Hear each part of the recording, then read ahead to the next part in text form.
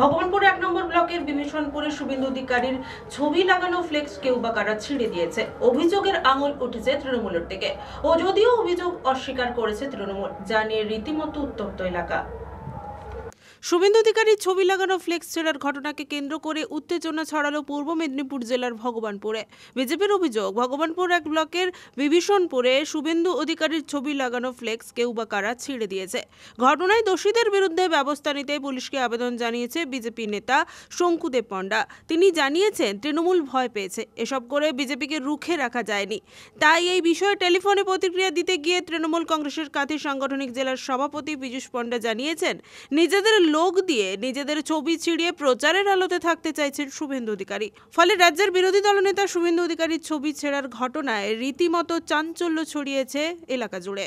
বিভীষণপুরে Bashundhara welfare সোসাইটির আজকের উদ্বোধনী অনুষ্ঠানের যে পোস্টার, যাতে বিরোধী দলনেতা শুভেন্দু অধিকারীর ছবি ছিল, সেই শুভেন্দু অধিকারীর ছবি বিভীষণপুর এবং চণ্ডীপুরের বিভিন্ন জায়গায় যে সমস্ত তৃণমূলী দুষ্কৃতীরা ছিঁড়েছেন, তাদেরকে যদি বিভীষণপুর এবং আমাদের সরাসরি চণ্ডীপুর থানার পুলিশ আগামী 1 ঘন্টার মধ্যে গ্রেপ্তার না করেন, তাহলে আপনারা তৈরি থাকুন রাজনৈতিক আন্দোলনের জন্য। এটা আপনাদের ফেস করতে হবে।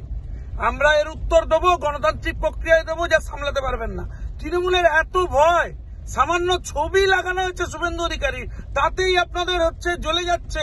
এরপর স্বয়ং শুভেন্দু অধিকারী যখন পৌঁছবেন, সামলাতে পারবেন না তো, কোথায় লুকোবেন? এসব করে কোনোদিন আমাদেরকে রুখে রাখা গেছে? শুভেন্দু অধিকারীকে আটকানো গেছে? ইঞ্চিতে ইঞ্চিতে এর উত্তর হবে, তৈরি থাকুন। রঞ্জন মাইতের রিপোর্ট, খবর 20BS।